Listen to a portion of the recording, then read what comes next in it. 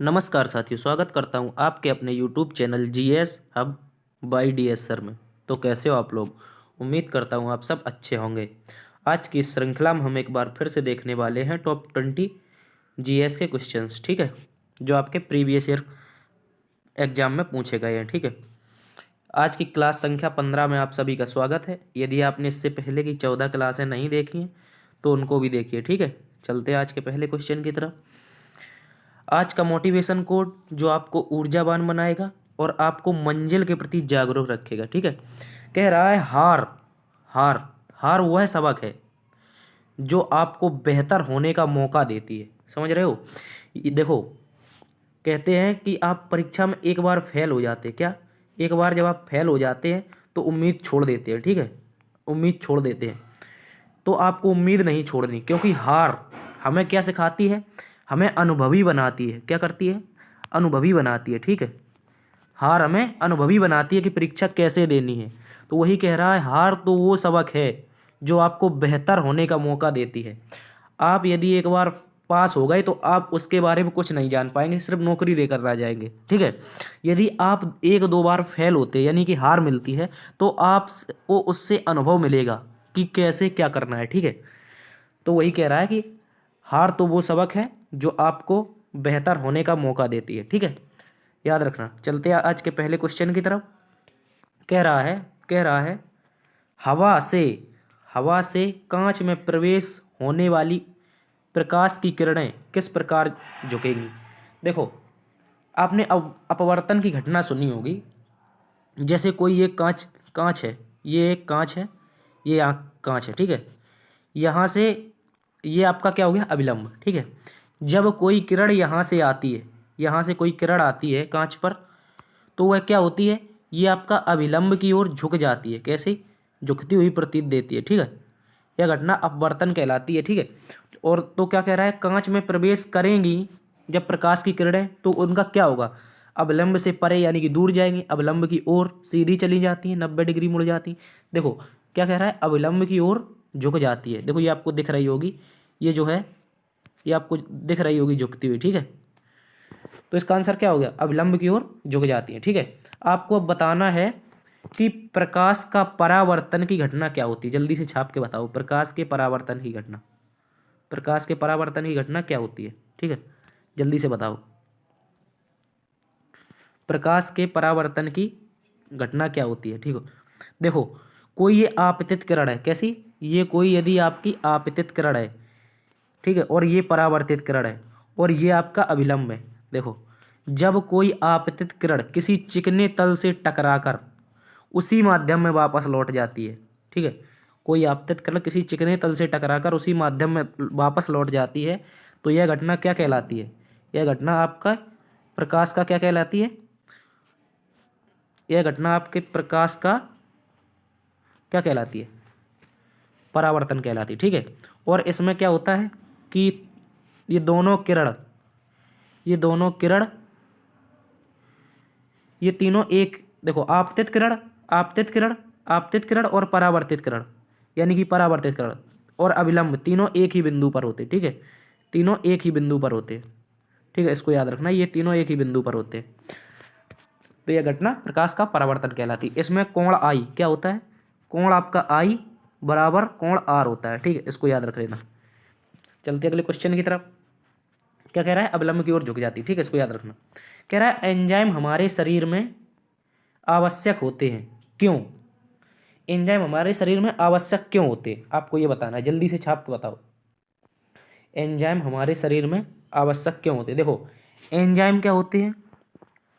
शरीर की रासायनिक अभिक्रियाओं में, जैसे शरीर में आपके कोई रिएक्शन हो रही है, इन रिएक्शन को क्या करते हैं?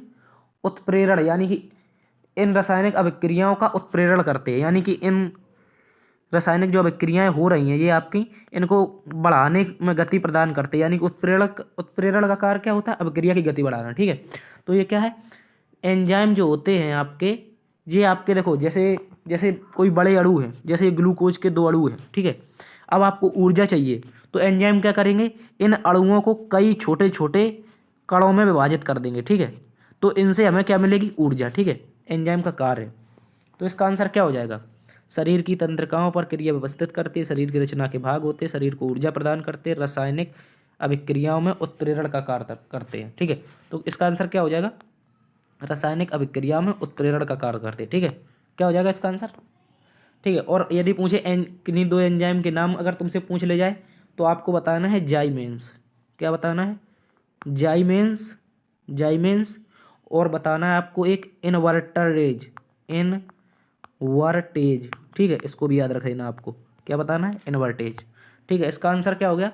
शरीर की अभिक्रियाओं का उत्प्रेरण करते हैं। ठीक है, चलते अगले क्वेश्चन की तरफ। कह रहा है गंगा और मिसिसिपी, गंगा और मिसिसिपी नदियों के डेल्टा किस प्रकार का डेल्टा होता है? देखो, इसका पक्षीपात डेल्टा क्या होता है? पक्षीपात आपको बताना है। देखो, जब जैसे ये आपका समुंदर है ये, और यहाँ से कोई नदी आ रही, तो समुद्र की जो ये लहरें हैं ये कैसी हो जाती हैं? कमज़ोर हो जाती हैं, और नदी का प्रवाह तेज होता है। तो इस प्रकार के डेल्टा को क्या कहते हैं? पक्षीपात। यानी कि ये डेल्टा जो है आपके पक्षी के पैर के आकार का बन जाता है। ठीक है, पक्षी के पैर के आकार का पक्षीपात डेल्टा कहते हैं इसको। इसमें लहरें कमज़ोर होती हैं और नदी की धारा प्रवाह तेज होता है। ठीक है, इसको क्या कहते हैं? पक्षीपात डेल्टा। और यदि पूछे, यदि आपसे पूछ ले, क्या पूछ ले? यदि आपसे पूछ ले, क्या हो गया भाई? यदि आपसे पूछे कि गंगा और मिसिसिपी के डेल्टा को क्या कहते हैं, तो आपको बताना है, आपको बताना है गंगा और मिसिसिपी के डेल्टा को क्या कहते हैं, तो आपको बताना है इसका क्या हो जाएगा? इसका हो जाएगा आपका प्रगतिशील डेल्टा। कहीं है ऑप्शन में प्रगतिशील? हाँ, ये रहा ऑप्शन बी। ठीक है, प्रगतिशील डेल्टा। ठीक है, पक्षीपात आपको बता दिया, जब समुद्र की लहरें कमजोर तथा नदियों का प्रवाह तेज हो जाए तो ऐसे डेल्टा को पक्षीपात डेल्टा बनता है। ठीक है, और प्रगतिशील डेल्टा क्या होता है? इसमें क्या होता है, जब जब आपकी नदियाँ, जैसे ये नदी है, ये मान लो एक नदी आ रही है, ये एक नदी आ रही है, ये क्या है? कंकड़ पत्थर लाती, मिट्टी लाती। ठीक है, ये मिट्टी आपके, ये समुद्र है, जैसे ये आपका समुद्र है, ये आपका समुद्र, तो ये मिट्टी समुद्र के अंदर डालती रहती हैं। ठीक है, यानी कि समुद्र को पीछे की ओर ढकेलती रहती हैं। तो इस प्रकार के डेल्टा को क्या कहते हैं? प्रगतिशील। यानी कि पहले डेल्टा यहाँ था, अब यहाँ आ गया। ठीक है, तो इसका क्या हो गया? प्रगतिशील डेल्टा। तो गंगा और मिसिसिपी नदियाँ प्रगतिशील डेल्टा बनाती हैं। ठीक है, चलते अगले क्वेश्चन की तरफ। क्या कह रहा है? गंगा नदी के किनारे बसा सबसे बड़ा शहर कौन सा है? बताओ जल्दी से छाप के। देखो, आपको बताना है दिल्ली किसके किनारे है? यमुना नदी के। ठीक है, यमुना नदी के। उज्जैन पूछे तो क्षिप्रा नदी के किनारे, क्षिप्रा। ठीक है, यहीं पर लगता है महाकालेश्वर मंदिर में, क्या लगता है आपका? लगता है कुंभ। ठीक है, कुंभ का मेला, महाकालेश्वर मंदिर। ठीक है, कालेश्वर मंदिर। ठीक है, इसको याद रखना। तो इसका आंसर क्या हो जाएगा? गंगा की नदी किनारे बसा सबसे बड़ा शहर कौन सा है? सबसे बड़ा पूछे तो आपको कानपुर बताना है। ठीक है, क्या बताना है? कानपुर। और यदि आपसे पूछे दूसरे नंबर पर सबसे बड़ा कौन है, दूसरे नंबर पर, दूसरे नंबर पर आपको बताना है वाराणसी। ठीक है, क्या बताना है? वाराणसी। ठीक है, और तीसरे नंबर पर पूछे सबसे बड़ा कौन है, तब बताना है आपको इलाहाबाद। क्या बताना है? इलाहाबाद। ठीक है, इलाहाबाद। यदि पूछे लुधियाना किस नदी के किनारे है, तो आपको बताना ये है सतलज नदी के किनारे, सतलुज। ठीक है, सतलुज। ठीक है, इसको याद रखना। तो क्या हो गया? दिल्ली हो गया आपका यमुना के किनारे, यमुना के, और उज्जैन हो गया क्षिप्रा के, कानपुर हो गया गंगा के, और लुधियाना हो गया सतलुज के। ठीक है, तो इसका आंसर क्या हो जाएगा हमारा? गंगा नदी के किनारे सबसे बड़ा बसा शहर कानपुर। ठीक है, चलते अगले क्वेश्चन की तरफ। कह रहा है अशोक के अधिकांश अभिलेख किस भाषा लिपि में है? जल्दी से छाप के बताओ, अशोक के जो अभिलेख हैं कितने भाषा लिपि में? देखो, ये थे आपके 3 भाषाओं में। कितने में? 3 में। ठीक है, 3 भाषा में थे ये आपके। और तीसरी जो आपकी, ये आपकी प्राकृत भाषा है, एक देखो, एक लिखो छापो, प्राकृत। दूसरा हो गया अरमाइक। ठीक है, अरमाइक हो गया। दोस्त यार सॉरी, सभी को राम राम, गुड इवनिंग। ठीक है, देखा नहीं था मैंने कमेंट बॉक्स। प्राकृत एक हो गया, प्राकृत, और एक हो गया अरमाइक, और तीसरा हो गया यूनानी। ठीक है, यूनानी, इसको भी छाप के रखना है। ठीक है, यूनानी। ठीक है, और यदि आपसे पूछे प्राकृत, देखो आपको कहीं कहीं 4 मिलता है, क्यों मिलता है? देखो, प्राकृत भाषा में एक थी खरोष्ठी, खरोष्ठी। क्या हो गया? खरोष्ठी। और दूसरी थी आपकी, आपकी थी ब्राह्मी। ठीक है, ब्राह्मी। ठीक है, मुख्य 3 भाषाएं थी और प्राकृत की 2 लिपि थी, एक खरोष्टी थी, एक ब्राह्मी थी। ठीक है, तो इसका आंसर क्या हो जाएगा आपका? प्राकृत और ब्राह्मी किसी ऑप्शन में है आपके, देख लो। प्राकृत और ब्राह्मी, प्राकृत और ब्राह्मी ऑप्शन नंबर बी में। ठीक है, क्या हो गया? प्राकृत और ब्राह्मी ऑप्शन बी। अधिकांश अभिलेख, जितने भी अभिलेख मिले हैं इनके इनके अभिलेख जितने अशोक जी के मिले हैं वो प्राकृत और ब्राह्मी भाषा में। ठीक है, चलते अगले क्वेश्चन की तरफ। कह रहा है उष्ण और शुष्क पवन सामल जो एक स्थानीय हवा है, यह कहाँ चलती है? जल्दी से छाप के बताओ कि सामल हवा कहाँ चलती है। एक छाप के बताओ खमासिन कहाँ चलती है। खमासिन कहाँ चलती है? खमासिन। और एक छाप के बताओ चिनुक हवा कहाँ चलती है। चिनुक, चिनुक, जल्दी से छाप के बताओ चिनुक हवा कहाँ चलती है और खमासिन कहाँ चलती है। ठीक है, इसका सामल पूछे तो आपको बताना है ईरान, इराक, सॉरी इराक। ठीक है, क्या बताना है? इराक। सामल यदि पूछे आपसे तो बताना है इराक। ठीक है, और यदि आपसे पूछे खमासिन कहाँ चलती है, खमासिन, खमासिन छाप के रखना, ये चलती है आपकी मिस्र में। ठीक है, कहाँ पर? मिस्र में, इसको याद रखना। चिनुक पूछे तो बताना है रॉकी पर्वत, रॉकी पर्वत। ठीक है, रॉकी पर्वत के आसपास वाले क्षेत्र, ये कहाँ पड़ता है? यूएसए में। ठीक है, चिनुक पूछे कहाँ चलती है? यूएसए में, रॉकी पर्वत के आसपास वाले क्षेत्र में। ठीक है, तो इसका आंसर क्या हो गया हमारा? सामल पूछे तो बताना है इराक में। ठीक है, इराक में। चलते अगले क्वेश्चन की तरफ। अगला क्वेश्चन है हमारा, भारतीय संविधान के अंतर्गत कल्याणकारी राज्य की अवधारणा निम्नलिखित में से किस अनुच्छेद में वर्णित है? जल्दी से छाप के बताओ कल्याणकारी राज्य की अवधारणा किस अनुच्छेद में वर्णित है। देखो, यदि आपसे पूछे 37 में क्या है तो आपको बताना है डीपीएसपी आपके अपरिवर्तनीय, यानी कि न्यायालय में परिवर्तनीय नहीं है, सुप्रीम कोर्ट में परिवर्तनीय नहीं है। सुप्रीम कोर्ट इनके बारे में कोई निर्णय नहीं दे सकता। ठीक है, डीपीएसपी के बारे में, ये अनुच्छेद 37 में लिखा। यदि पूछे 39 में क्या लिखा है तो आपको 39 में आपको बताना है समान, यानी कि नागरिकों को क्या करना है? नागरिकों को समान रूप से, नागरिकों को समान रूप से, यानी कि जो आपका फीमेल हो गया और मेल हो गया, इन दोनों को किसमें? आपका समान रूप से आजीविका के क्षेत्र में साधनों पर अधिकार देना है। यानी कि कोई साधन है जैसे, तो इनमें दोनों दोनों लोगों को समान रूप से इक्वल इक्वल करना है। ठीक है, तो इसका आंसर क्या हो जाएगा हमारा? यदि पूछे कल्याणकारी राज्य की अवधारणा कहाँ से ली गई है तो आपको छाप के रखना है इसके बारे में अनुच्छेद 38 में। ठीक है, कहाँ पर? अनुच्छेद 38 में। अनुच्छेद 42 में पूछे तो आपको बताना है प्रसूति, यानी कि जो गर्भवती महिला होती है, प्रसूति सहायता। ठीक है, अनुच्छेद 42 में क्या है? प्रसूति सहायता। ठीक है, अनुच्छेद 42 में क्या है? प्रसूति सहायता। ठीक है, इसका आंसर क्या होगा? कल्याणकारी राज्य की अवधारणा कहाँ पर ली गई है? अनुच्छेद 38 में। ठीक है, चलते अगले क्वेश्चन की तरफ। कह रहा है भारत सरकार के अधिनियम 1919 के बारे में कौन सा एक कथन सही नहीं है? देखो क्या पूछा है आपसे, सही नहीं है। ठीक है, इसको याद रखना, सही नहीं। एग्जाम में यही लोग गलत कर देते। जल्दी से छाप के बताओ इसका आंसर क्या होगा। ठीक है, जल्दी से छापो। देखो, कह रहा है इसमें सांप्रदायिक प्रतिनिधित्व प्रथा को आगे बढ़ाया। ठीक है, ये सही है। ठीक है, सांप्रदायिक निर्वाचन कब आया था आपका? 1909 में। ठीक है, यानी कि 1909 में। ये किसमें कौन था? मार्ले मिंटो एक्ट में। किसमें था?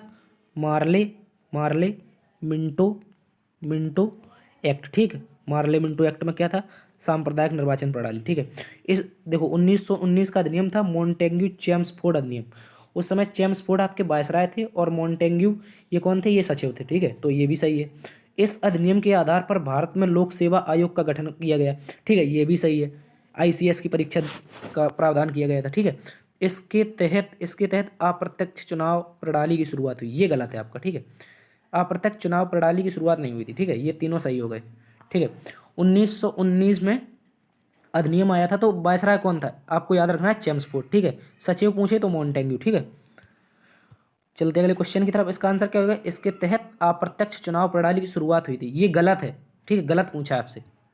निम्नलिखित में से किसका संश्लेषण यकृत में होता है? जल्दी से छाप के बताओ कौन सी विटामिन है जिसका संश्लेषण यकृत में किया जाता है? ए है, ई है, डी है, के है?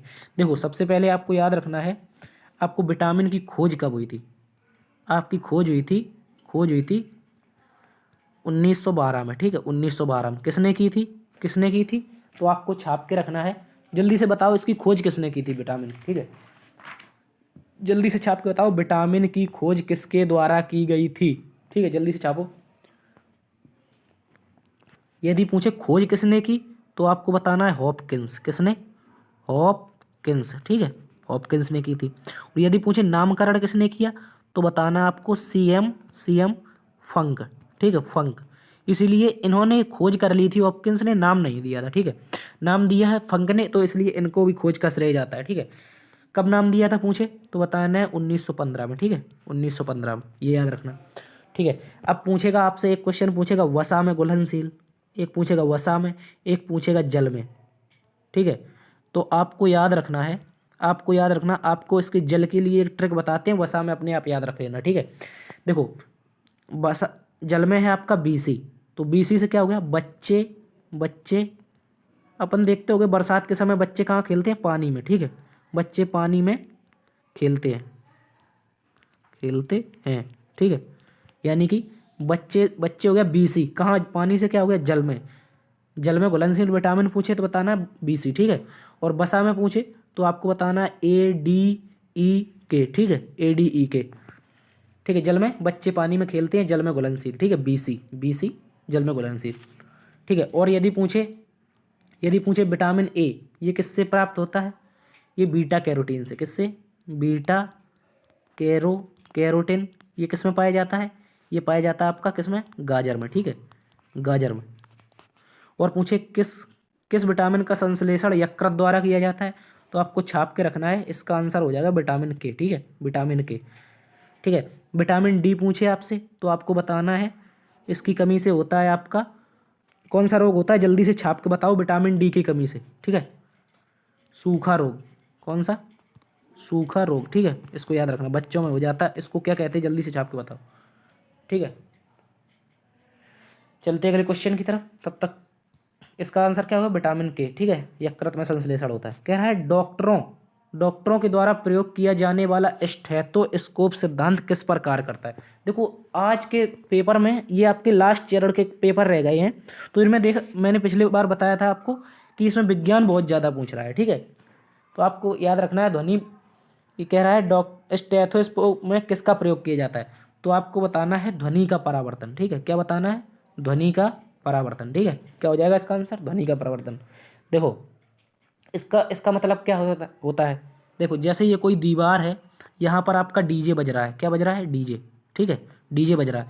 जब ये ध्वनि इसमें टकराएगी क्या आएगी? वापस आएगी। ठीक है, यहाँ से वापस आएगी, विभिन्न प्रकार से इस दीवार से टकरा कर क्या आएगी? वापस आएगी। ठीक है, इसी को कहते हैं ध्वनि का परावर्तन सिद्धांत। ठीक है, और ध्वनि किस तरह चलती है? समुद्र की लहरों की तरह। ठीक है, ध्वनि का तरंग सिद्धांत। ठीक है, इसे कहते हैं ध्वनि का तरंग सिद्धांत, ध्वनि लहरों की तरह चलती है। ठीक है, और यदि पूछे आपका ध्वनि का व्यतिकरण, क्या पूछे? ध्वनि का व्यतिकरण, तो आपको बताना है जब ध्वनि किसी एक बिंदु से दो ओर से आती है और एक बिंदु पर टकरा जाती है तो यहाँ पर एक ऊर्जा उत्पन्न होती है। ऊर्जा।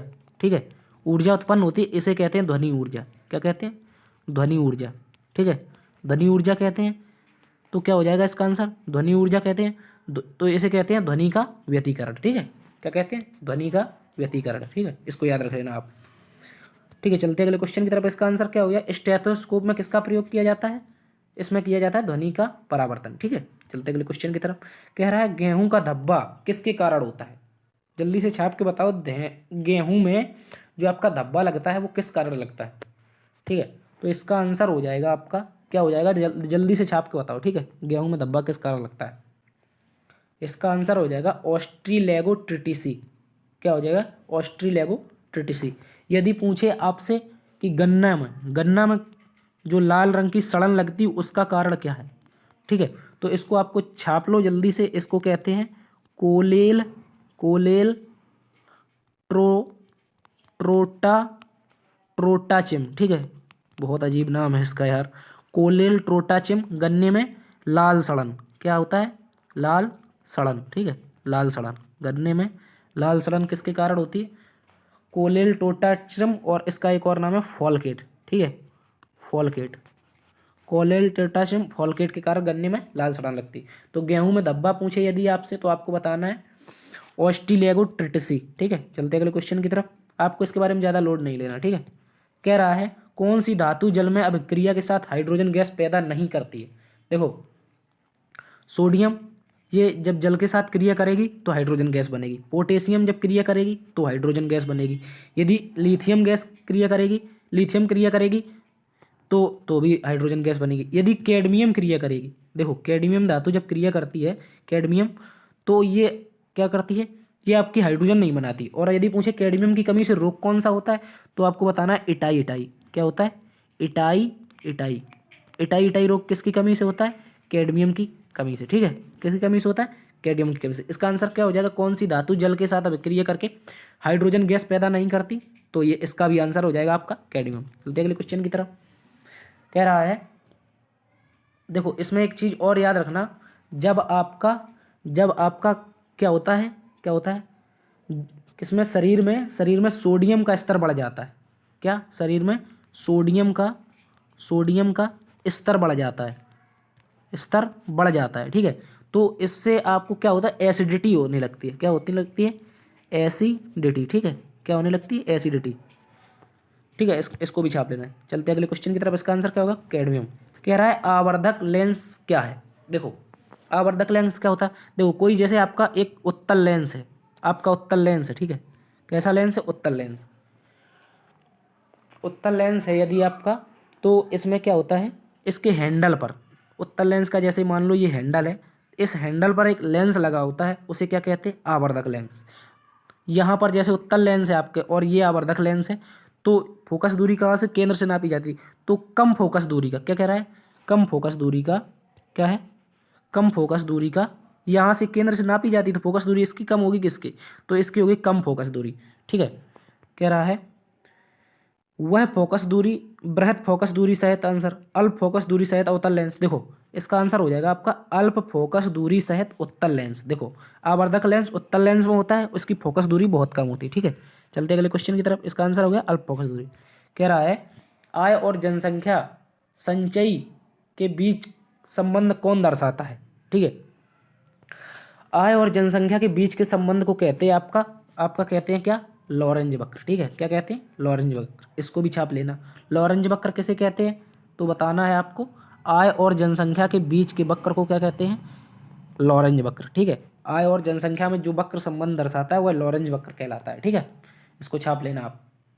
ठीक है, अगर पूछे लोफर वक्र क्या है, ये इसका पहले में पूछे तो आपको बताना है टैक्स दर, यानी कि टैक्स रेट, जो आपकी टैक्स रेट परसेंट है, और सरकार द्वारा उचित राजस्व के बीच संबंध, सरकार का उचित राजस्व के बीच का संबंध। ठीक है, इसको क्या कहते हैं? इसके बीच के संबंध को क्या कहते हैं? इसको कहते हैं लोफर वक्र। और आय और जनसंख्या के बीच संबंध को क्या कहते हैं? लॉरेंज वक्र। ठीक है, छाप लेना इसको। चलते अगले क्वेश्चन की तरफ। ठीक, कह रहा है असहयोग आंदोलन के दौरान महात्मा गांधी जी को कब गिरफ्तार किया गया था?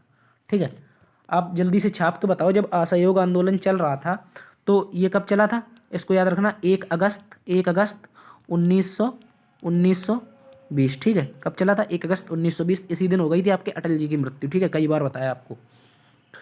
तो कह रहा है जब असहयोग आंदोलन चल रहा था उस दौरान महात्मा गांधी जी को कब गिरफ्तार किया गया था? जल्दी से छाप के बताओ, कब गिरफ्तार हुए थे महात्मा गांधी जी अपने? देखो, इसका आंसर क्या हो जाएगा? इसका आंसर हो जाएगा आपका 10 मार्च। ठीक है, 10 मार्च 1922। क्योंकि जब फरवरी, सॉरी यहाँ पर स्पेशल नहीं, कहीं कहीं 4 देता, कहीं 5 देता, तो आपको याद रखना है कि जब 4 उत्तर प्रदेश सरकार ने माना और 5 केंद्र सरकार मानती है। ठीक है, आपको बताना है फरवरी 1922 में जब चौरा चौरी की घटना हुई थी, तो इसके बाद गांधी जी ने इस घटना का आरोप पूरा अपने ऊपर ले लिया। और कब अब आपका गांधी जी ने 12 फरवरी, इसको याद रखना है, 12 फरवरी को 12 फरवरी 1922 को इस आंदोलन को क्या कर दिया? बंद कर दिया। ठीक है, इसको खत्म कर दिया। तो इसके उपरांत इनको कब? 10 मार्च 1922 को गिरफ्तार कर लिया। ठीक है, गिरफ्तार कर लिया तो 6 साल की इनको सजा हुई थी गांधी जी को। कितने साल की? 6 साल की सजा हुई थी। ठीक है, 6 साल की सजा हुई, लेकिन गांधी जी को क्या हुआ? गांधी जी पड़ गए बीमार। जब ये बीमार हो गए तो इनको 5 फरवरी, इसको भी याद रख लेना आपको कि इनको 5 फरवरी 1924 को इनको रिहा कर दिया। ठीक है, इसका आंसर क्या हो जाएगा? गांधी जी को गिरफ्तार पूछे कब किया था, तो बताना है 10 मार्च 1922। ठीक है, चलते अगले क्वेश्चन की तरफ। इसका आंसर हो गया 10 मार्च 1922। कह रहा है विश्व सांख्यिकी दिवस कब मनाया जाता है? जल्दी से छाप के बताओ प्यारे दोस्तों कि विश्व सांख्यिकी दिवस कब मनाया जाता है। ठीक है, आप लोग देखो, अभी तक मैंने लाइक और शेयर का नहीं कहा यार, शेयर लाइक करते रहो भाई, और लोगों को जोड़ लो यार, बहुत अच्छा कंटेंट है मेरे भाई। ठीक है, यदि पूछे आपको विश्व सांख्यिकी दिवस कब मनाया जाता है, तो आपको बताना है 20 अक्टूबर को। ठीक है, 20 अक्टूबर को क्या मनाते हैं? विश्व विश्व सांख्यिकी दिवस। ठीक है, सांख्यिकी दिवस। ठीक है, सांख्यिकी दिवस, विश्व सांख्यिकी दिवस पूछे कब मनाते हैं, तो आपको बताना है 20 अक्टूबर को मनाते हैं। ठीक है, और यदि पूछे आपसे 29 जून को क्या मनाते हैं, जल्दी से छाप के बताओ 29 जून को कौन सा दिवस मनाया जाता है। ठीक है, जल्दी से छापो। इसका आंसर हो जाएगा आपका विश्व विश्व शरणार्थी दिवस। क्या हो जाएगा? शरणार्थी दिवस। ठीक है, क्या हो जाएगा? विश्व शरणार्थी दिवस कब हो जाएगा? 29 जून को। ठीक है, यदि पूछे 20 जुलाई को क्या मनाते हैं, तो आपको बताना है इसके बारे में। 20 जुलाई को आपका मनाते हैं अंतर्राष्ट्रीय शतरंज दिवस। क्या? शतरंज दिवस। ठीक है, इसको भी छाप लेना। 20 जुलाई को क्या मनाते हैं? शतरंज दिवस। यदि पूछे 10 नवंबर को क्या मनाते हैं, तो बताना है इस दिन मनाते हैं नेशनल यानी कि राष्ट्रीय परिवहन दिवस। परिवहन दिवस। ठीक है, ये पूछे क्यों मनाते, इसको याद रखना कि घटना है 1991 की। इस समय 1991 की है। इस समय प्रधानमंत्री आपके चंद्रशेखर जी थे, तो उन्होंने भारत के लिए अपने देश की पहली मोटरसाइकिल लॉन्च की थी, इसलिए इसी दिन क्या मनाते हैं? 10 नवंबर को परिवहन दिवस मनाते हैं। ठीक है, यदि पूछे विश्व सांख्यिकी दिवस क्यों मनाते कब मनाते हैं, तो आपको बताना है, इसका आंसर हो जाएगा 20 अक्टूबर। ठीक है, चलते अगले क्वेश्चन की तरफ। कह रहा है सांसदों की योग्यता संबंधी विवादों का निर्णय कौन करता है? ठीक है, जल्दी से छाप के बताओ। सांसद की जब योग्यता पर विवाद हो जाता है तो उसका निर्णय कौन करता है? ठीक है, जल्दी से छापो दोस्तों। ठीक है, तो इसका आंसर क्या हो जाएगा? इसका आंसर हो जाएगा निर्वाचन आयोग करता है राष्ट्रपति की सलाह पर। किस पर करता है? राष्ट्रपति जी की सलाह पर निर्वाचन आयोग करता है। ठीक है, क्या करता है? सांसदों की योग्यता संबंधी विवादों का निर्णय। ठीक है, कौन करता है? निर्वाचन आयोग।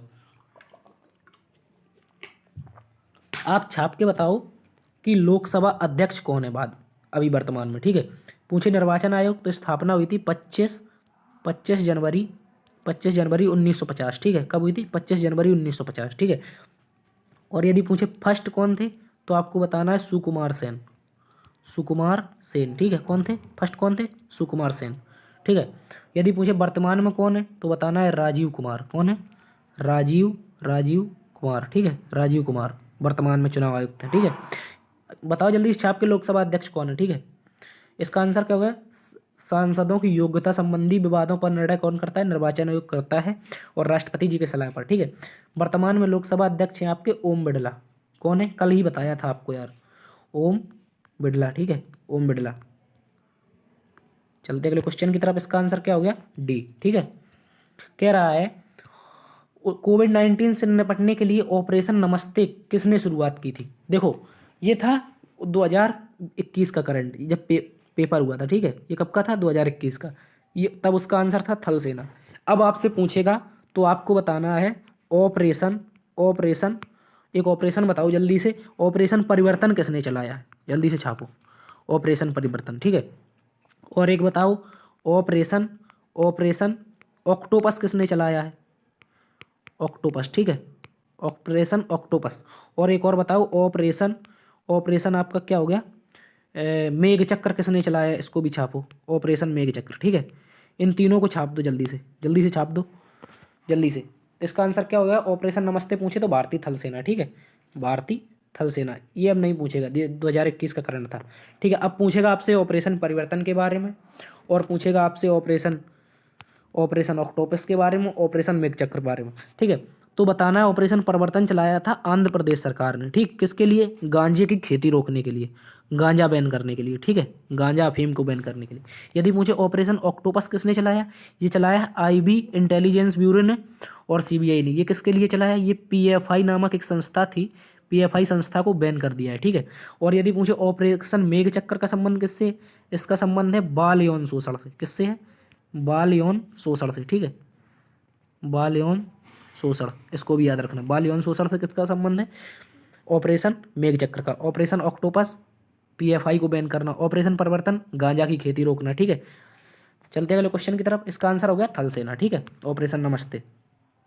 कह रहा है बिहार में 2020 चुनाव में कितने महिला विधायकों की संख्या कुल कितनी है? देखो, ये था उस समय का करंट का सवाल था, ठीक है। उस समय का सवाल था, तो इसका आंसर क्या हो जाएगा? 26 आपका। क्या हो जाएगा? 26, ठीक है। इसका आंसर हो जाएगा आपका 26, ठीक है। क्या हो जाएगा? 26। लेकिन अभी आपसे पूछे, यदि यदि आपसे अभी पूछ ले, तो आपको बताना है कि अभी हाल ही में उत्तर प्रदेश सरकार ने विधानसभा में एक दिन के लिए, एक दिन किसके लिए निर्वाचित किया गया है, यानी कि जो एक दिन होगा आपका विधानसभा सत्र का, वो किसके लिए होगा, ठीक है।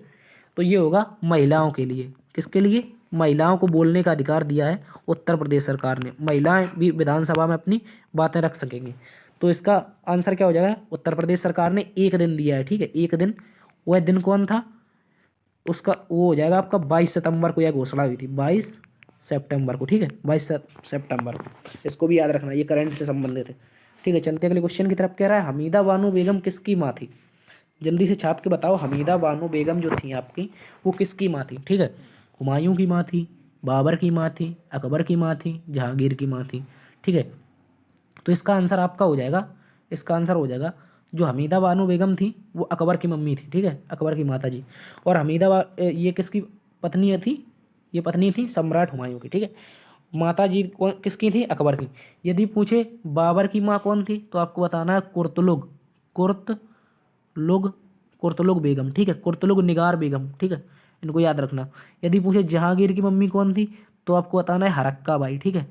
हरक्का बाई, ठीक है। आपको जोधा नहीं लगाना है, जोधा बाई, ठीक है। क्वेश्चन में नहीं पूछेगा ये। क्वेश्चन में ना सीरियल देख देख के नहीं पगला जाओ आप लोग, ठीक है। सीरियल के चक्कर में ना मत रहना। इनका नाम था जहांगीर की मम्मी का नाम हरक्का बाई था, ठीक है। जोधा बाई जहांगीर की पत्नी थी। इसको याद रखना, सीरियल के चक्कर में रह के रहोगे तो बर्बाद हो जाओगे, ठीक है। इसका आंसर क्या होगा? हमीदा बानो बेगम किसकी मम्मी थी?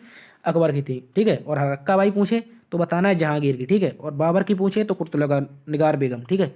चलते अगले क्वेश्चन की तरफ। कह रहा है निम्नलिखित में से कौन सा नीति निर्देशक तत्व है? शिक्षा का अधिकार, संपत्ति का अधिकार, उच्च न्यायालय में याचिका दायर करने का अधिकार, पंचायतों के गठन का अधिकार। देखो, यदि आपसे पूछे, ये क्या पूछ रहा है? डीपीएसपी के बारे में पूछ रहा है। डीपीएसपी किसके बारे में पूछ रहा है? डीपीएसपी के बारे में। डीपीएसपी कहाँ से लिए गए थे? आपके आयरलैंड से। कहाँ से लिए गए थे? आयरलैंड से। इसको याद रखना, ठीक है। कहाँ से लिए गए थे? आयरलैंड से। कह रहा है डीपीएसपी में क्या है, तो बताना है पंचायती राज्यों का गठन, ग्राम पंचायतों का गठन, ठीक है। ग्राम पंचायतों का गठन इसके संबंध में हुआ था 73वां संविधान संशोधन, 73वां कॉन्स्टिट्यूशनल अमेंडमेंट। ये सिफारिश किसकी थी? बलवंत राय मेहता। बलवंत राय मेहता, ठीक है। इसको याद रखना, बलवंत राय मेहता। और पूछे तो बताना है आपको लागू कब हुआ था। ये था 1992 का, ठीक है। और लागू हुआ था 1993, 24 अप्रैल से, ठीक है। 24 अप्रैल से, ठीक है। इसको भी याद रखना। तो ये किस अनुच्छेद में है, तो आपको बताना है 40 में, ठीक है। पंचायतों का गठन किस अनुच्छेद में? आर्टिकल 40 में, ठीक है। और यदि पूछे आपसे नीति निर्देशक तत्व पूछा है, तो आपको बताना है पंचायतों का गठन हो गया, ठीक है यहाँ पे। और पूछे संपत्ति का अधिकार क्या था?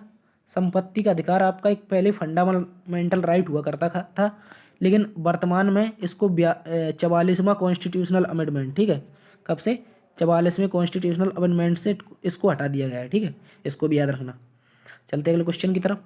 कह रहा है गांधी जी का दांडी मार्च निम्नलिखित में से किस आंदोलन से संबंधित था? जल्दी से छाप के बताओ, जो गांधी जी थे आपने, इनका दांडी मार्च किस आंदोलन से संबंधित था? जल्दी से छापो, जल्दी से छाप के बताओ सभी लोग, ठीक है। क्या बताना है आपको? गांधी जी का जो आपका दांडी मार्च था किस आंदोलन से संबंधित था? देखो, असहयोग आंदोलन अभी आपको बताया था कब हुआ था, 1920 यानी कि 1920 में, ठीक है। खिलाफत आंदोलन इसको याद रखना 1919 में। कब? 1919 में। सबने अवज्ञा आंदोलन 1930 में, ठीक है। स्वदेशी आंदोलन 1905 में। तो जल्दी से छाप के बताओ दांडी मार्च कब हुई थी? छापो सभी लोग, और लोग छापो सभी, ठीक है। दांडी मार्च कब हुआ था? जल्दी से छाप के बताओ, ठीक है। तो इसका आंसर हो जाएगा आपका, क्या हो जाएगा, सविनय अवज्ञा आंदोलन। ठीक है, जब गांधी जी नमक कर के विरोध में दांडी मार्च कर रहे थे तो उसके बाद इन लोगों ने क्या किया था, नमक पर टैक्स नहीं हटाया था, तो गांधी जी ने इस आंदोलन को सविनय अवज्ञा आंदोलन में बदल दिया था। ठीक है, चलते अगले क्वेश्चन की तरफ। इसका आंसर हो गया सविनय अवज्ञा आंदोलन। कांग्रेस के किस गोलमेज सम्मेलन में कांग्रेस ने किस गोलमेज सम्मेलन में भाग लिया था, और बताओ इसमें ये गांधी जी ने कब भाग लिया था। ठीक है, ये भी छाप के बताओ, गांधी जी ने अपने जो गांधी जी थे इन्होंने कब भाग लिया था। ठीक है, इसको भी छाप के बताओ जल्दी से। ठीक है, तो ये क्या हो जाएगा इसका आंसर, इसका आंसर हो जाएगा द्वितीय गोलमेज सम्मेलन। कुल कितने गोलमेज सम्मेलन हुए थे, 3 हुए थे। ठीक है, और गांधी जी कांग्रेस का नेतृत्व करने के लिए दूसरे में ही गए थे, केवल एक बार। ठीक है, कब, एक बार कांग्रेस का नेतृत्व करने के लिए दूसरे गोलमेज सम्मेलन में गए थे। ठीक है, तब किसने विंस्टन चर्चिल ने क्या कहा था, इनको अधनंगा फकीर कहा था। ठीक है, अधनंगा फकीर। चलते अगले क्वेश्चन की तरफ। इसका आंसर क्या हो गया, कांग्रेस का गोलमेज सम्मेलन में भाग लिया, गांधी जी ने कांग्रेस का नेतृत्व किया था द्वितीय गोलमेज सम्मेलन में। ठीक है, और पूछे तीनों गोलमेज सम्मेलन में भाग किसने लिया था, तो बताना बाबा साहेब अम्बेडकर ने। ठीक है, बाबा साहेब अम्बेडकर जी जो थे इन्होंने तीनों गोलमेज सम्मेलन में भाग लिया था। चलते अगले क्वेश्चन की तरफ। ठीक है, आज का आखिरी क्वेश्चन है ये, माउंट आबू का दिलवाड़ा जैन मंदिर किसके लिए विख्यात है, जल्दी से बताओ। माउंट आबू का दिलवाड़ा का जैन मंदिर किसने बनवाया था, इसको याद रखना, किसने बनवाया था, बिमल शाह ने। किसने, बिमल शाह ने। ठीक है, बिमल शाह ने बनवाया था। ये माउंट आबू में सॉरी, ये कहाँ पर है, अरावली पर्वत के माउंट आबू पर, अरावली पर्वत पर। ठीक है, अरावली पर्वत पर, इसको याद रखना। ठीक है, बिमल शाह के द्वारा बनाया गया था। ये क्या है, जैन मंदिर उत्कृष्ट कला श्रेणी के लिए। ठीक है, क्या हो जाएगा, जैन मंदिर उत्कृष्ट कला श्रेणी के लिए। तो उम्मीद करता हूँ आज की क्लास आप लोगों को पसंद आई होगी। थोड़ा इशू रहा है, आप टेक्निकल माफ करना उसके लिए। अगर पसंद आई है तो लाइक कीजिए, शेयर कीजिए, सब्सक्राइब कीजिए और देखते रहिए GS hub by DS sir. मिलते हैं अगली क्लास में, तब तक के लिए जय हिंद।